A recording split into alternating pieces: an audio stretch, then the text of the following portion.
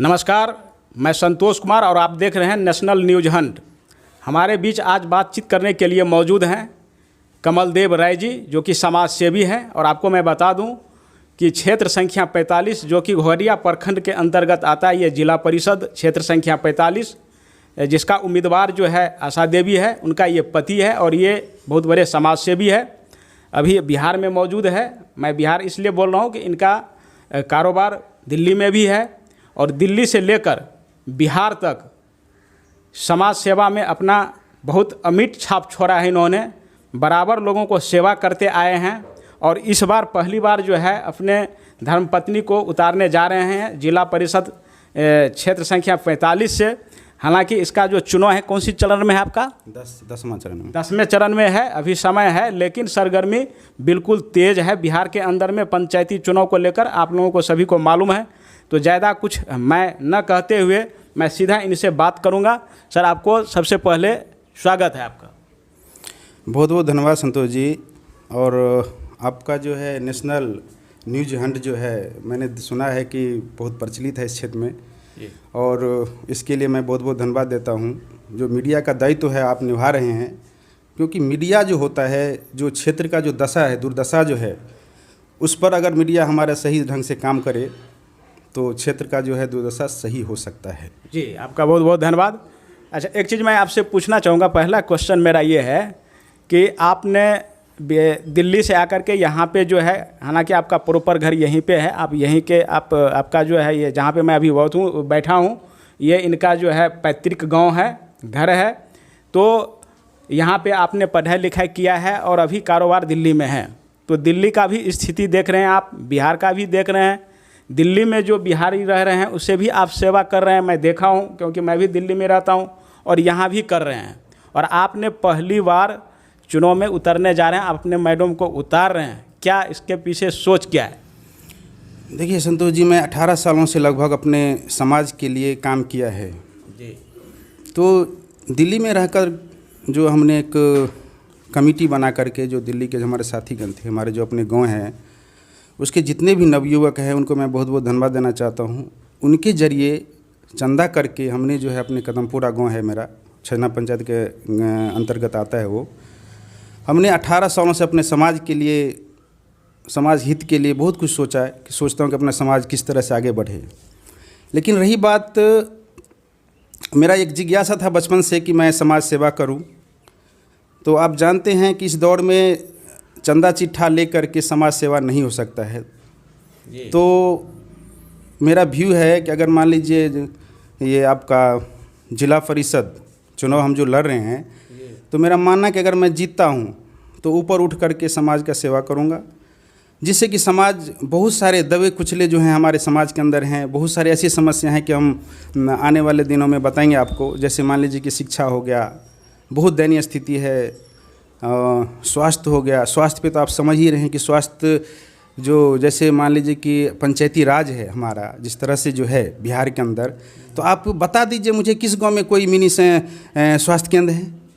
अगर मान लीजिए कि मैं यहाँ पे छजना पंचायत के अंतर्गत मैं आता हूँ और यहाँ से अगर किसी को कोई बीमारी हो जाता है, कोई बीमार पड़ जाता है, तो उसको इलाज कराने के लिए कम से कम 35 किलोमीटर से लेकर के 65 किलोमीटर दूर, यानी कि दरभंगा झंझारपुर जाने के बाद ही उसका इलाज होगा।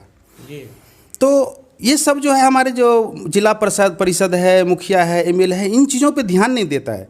तो यही सब सोच करके हम सोचते हैं कि एक बार मैं जिला परिषद बनता हूँ तो जैसे कि जिला परिषद के अंदर बहुत सारे ऐसे काम आता है कि जो समाज हित के लिए है। शिक्षा हो गया, स्वास्थ्य हो गया, बिजली हो गया, कृषि हो गया, तो ये सब सारे आते हैं। तो अगर हम जो भी जिला परिषद बनते हैं, मुखिया हो गया, वार्ड हो गया, सब मिल करके अगर हम अपने क्षेत्र के बारे में सोचें तो हमारा क्षेत्र जो है, क्षेत्र का विकास हो सकता है। तो यही सोच करके मैं सोचा हूँ कि गांव में रह करके देखूँ अपने हम क्षेत्र का किस तरह से और कैसे विकास कर सकते हैं। आपने स्वास्थ्य का मुद्दा उठाया है, बहुत बड़ा मुद्दा है और ये बहुत अच्छी बात आपने कहा है कि आज के समय में जो गाँव है वहाँ पे उप स्वास्थ्य केंद्र नहीं है, जिसके कारण 35 से 40 किलोमीटर, 25 किलोमीटर, 20 किलोमीटर दूर जाना पड़ता है लोगों को इलाज कराने के लिए। अगर आप जो है पूरा अगर मैदान में आएंगे, आप अगर कल विजय प्राप्त करते हैं तो क्या सबसे पहला मुद्दा आपको जो है उठाने का स्वास्थ्य संबंधी ही रहेगा क्या? बिल्कुल बिल्कुल संतोष जी, आपने बहुत अच्छा सवाल किया है। मेरा विजन ही है यही कि मैं स्वास्थ्य पे और शिक्षा पे बहुत ज़्यादा ही ध्यान दूंगा। अगर हमारे जिला परिषद के अंदर आता है, अगर फंड नहीं भी आता तो मैं विधायक के जरिए हो, सांसद के जरिए हो, जिस तरह से भी हो, मैं कोशिश करूंगा कि सबसे पहले स्वास्थ्य केंद्र का निर्माण हो हमारे क्षेत्र में, हमारे जितने भी पंचायत है उस पंचायत के अंदर। जी, एक चीज़ और यहाँ पे देखने को मिल रहा है, ज़्यादातर आप घूम रहे हैं 4 व्हीलर से और 2 पहिया वाहन से भी आप भ्रमण करते होंगे क्षेत्र के अंदर, तो देखने को मिल रहा है कि सड़क का स्थिति भी बहुत दयनीय है। क्या आपको ऐसा लगा है कि यहाँ पे जहाँ पे आप घूम रहे हो, जिस क्षेत्र में अब तक आपने दौरा किया है, जो सड़क का स्थिति क्या है, ये मैं आपसे जानना चाहता हूँ। सड़क का स्थिति तो खैर आप भी जानते हैं, आप भी इसी क्षेत्र से हैं। सड़क का स्थिति तो ऐसा है कि इन्हीं चीज़ों को देखते हुए मेरा जो दिमाग में आता है कि क्या कर रहे हैं मुखिया से लेकर के, वार्ड सदस्य से लेकर के, एमएलए से लेकर के, आखिर ये होता क्यों है? इन चीज़ों को लोग ध्यान क्यों नहीं देता है? अरे सड़क सही होगा, लोग कहीं यातायात सुविधा सही होगा, बिजली का व्यवस्था होगा, तो ऑटोमेटिक जो है आपको जो है समय हमारा जो क्षेत्र है विकास के राह पे चलेगा। जी, अच्छा एक चीज़ बताइए, आपने अभी जो जैसे कि ये पंचायती राज चुनाव है, तो पंचायती राज चुनाव और पंचायती राज व्यवस्था जो है पूरे देश या स्टेट के लिए एक पहला पैदान होता है विकास का एक। सरकार इसीलिए जो है पंचायती राज को व्यवस्था को बनाया है। तो इसमें जो है जैसे कि बिहार है, हम लोगों का राज्य बिहार है, फिर हम देश का नाम लेंगे भारत, तो बिहार और देश यानी पूरा संपूर्ण भारत की बात करें तो विकास का सबसे पहला पैदान जो पंचायती राज व्यवस्था है, उसमें क्या क्या मूलभूत चीज़ें हैं जिसको सुधार की ज़रूरत है खासकर बिहार में? देखिए, सरकार ने जो नीति बनाई है, जो भी व्यवस्थापक हैं, जैसे मान लीजिए कि वार्ड सदस्य एक चेन करी जो बनाया है, मैं बता देता हूँ आपको, क्लियर करता हूँ। जैसे वार्ड सदस्य हो गया, वार्ड सदस्य का दायित्व जो होता है एक वार्ड के लिए होता है, जिसमें जो है लगभग 500-400 वोट होता है, ठीक है, और पॉपुलेशन भी लगभग 1000-2000 के आसपास होता है, 1000 के आसपास होता है। उसी तरह से जो है मान लीजिए हर पंचायत में 12, 10, 11 वार्डों की तरफ बांटा गया है, उसमें भी जो एक मुखिया होता है। तो सबका दायित्व है अपना अपना। वार्ड जो है, वार्ड सदस्य अगर ढंग से कार्य करे तो वार्ड का एक वार्ड जो है, जो छोटा सा वार्ड होता है, उसमें आप उसको जो है अच्छी तरह से व्यवस्था कर सकते हैं। और मुखिया एक पंचायत का होता है जिसके अंदर जो है कम से कम 10, 12, 14 जो भी होता है वार्ड होता है। और उसके बाद फिर आपका जो समिति है, प्रमुख है, सारे सिस्टम तो बना हुआ है, लेकिन सिस्टम को कोई फॉलो ढंग से नहीं करता है। जहाँ भी हो, कोई भी प्रतिनिधि जीतता है तो खुद के बारे में सोचता है और समाज के हित के लिए तो खैर आज के डेट में तो देखिए मैं क्या बोलूँ, अब मैं ऐसे बोलूँ, मैं तो हनुमान जी नहीं हूँ कि मैं सीने चीर के दिखा दूँ आपको, लेकिन ये भावना बहुत सारे लोगों के अंदर नहीं है। और अब मैं एक बात और बताना चाहूँगा, कई लोग बोलता था कि अगर आप मुखिया का चुनाव में कम से कम 5 लाख रुपए खर्च करते हैं, मैं कहता हूँ कि एक बात बताइए, आप 5 लाख रुपए कैसे खर्च करो, क्यों करोगे आप 5 लाख रुपए? अरे 5, 10, 11 जो वार्ड का पंचायत होता है, उस 11 पंचायत वार्ड के पंचायत के अंदर 11 वार्ड के अंदर आप जो है घूमते हैं, मोटरसाइकिल से घूमिए भाई, पैदल भी घूम सकते हैं आपको, बिल्कुल। तो खर्चा किस लिए होगा? अगर आप व्यक्तित्व है आपके अंदर, अगर आप अच्छा क्षमता है तो आप पैसे क्यों खर्च करेंगे? अगर आप 5 लाख रुपए एक मुखिया खर्च करता है, आप सोच सकते हैं। एक छोटी सी बात बताना चाहता हूँ, गांव में 5 लाख रुपए कम नहीं होता है, बहुत होता है जी। 5 लाख रुपए या तो खेत बेचेंगे या किसी से कर्जा लेंगे। अगर कर्जा लेकर के आप इलेक्शन लड़ते हैं तो 5 लाख रुपए अगर 5 साल में, तो आप समझते हैं 15-20 लाख रुपए कर्ज हो जाएगा आपको। अगर 20 लाख रुपए कर्ज होगा तो 20 लाख रुपए कहाँ से चुकाएंगे आप? जी, सही बात है। 20 लाख चुकाने के लिए पता आपको क्या करना पड़ेगा? जितने फंड है सारे फंड आप खा जाएंगे आप। तो काम भ्रष्टाचार का ये पहला यानी कि ये नमूना है। दिमाग में मत रखिए कि कोई प्रतिनिधि बनता है तो 5 लाख रुपए 10 लाख रुपए खर्च करके फिर वो मुखिया बनेगा। मेरे नीति से ये चीज़ सही नहीं है, बिल्कुल सही। आपने बहुत बढ़िया बताया। और ये चुनाव आयोग और भारत सरकार का भी यही जो है नियम है, कायदा है, जो आप पैसे ज़्यादा से ज़्यादा उपयोग मत नहीं करना है।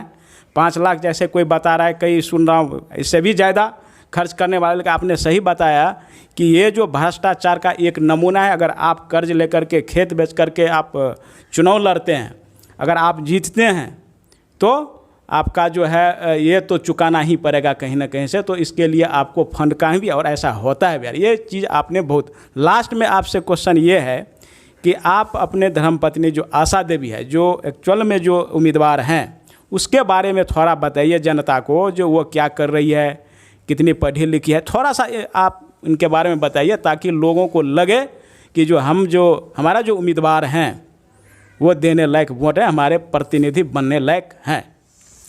देखिए, जिसके घर में जिनका पति सोशल वर्कर है तो उनको पत्नी भी सोशल वर्कर ही होता है। और मेरी पत्नी जो है पढ़ी लिखी ग्रेजुएशन है और साइकोलॉजी से है, तो उनका आप साइकोलॉजी समझ सकते हैं कि आप किस तरह का होता है। हाँ, तो उनका जो है बिहेव लगभग मेरे से मिलता जुलता है, और उनका ही जो अभी जो जिला परिषद का जो चुनाव लड़ने का जो निर्णय है उनका ही है, और वो जो है हमारे बिल्कुल कंधे से कंधे मिलाकर चलेगी।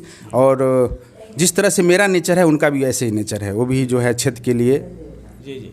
अच्छा, एक चीज़ लास्ट क्वेश्चन मैं बता रहा हूँ, जैसे कि बिहार में देखा जाता है रबर स्टाम्प किसको कहते हैं आपको अच्छी तरह मालूम है? यानी कि कोई मुखिया है, मुखिया सीट जो है महिला का है, अगर महिला मुखिया जीतती है तो वो सिर्फ साइन करने के लिए, और उसका सारे कारोबार यहाँ तक कि पब्लिकों में जाना आना उसका पति, इसलिए मुखिया पति। ऐसा जिला परिषद को भी देखा गया है, जो जिला परिषद कोई होता है महिला है, और लेकिन उसको कोई जानता नहीं है जनता, और उसको जानता कौन है?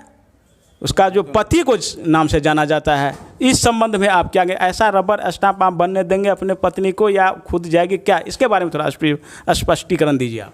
देखिए, सबसे पहली बात है कि बिहार के अंदर तो आपको पता ही है महिला शक्तिकरण जो है अभी हाँ इतना जो है नहीं प्रचलित है, तो लेकिन उनको साथ तो चाहिए। इतना सेफ भी नहीं है हमारे क्षेत्र में, हमारे राज्य में महिला।